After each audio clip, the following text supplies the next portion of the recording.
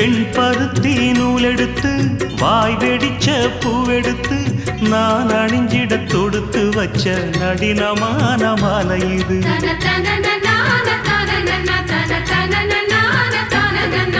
Sen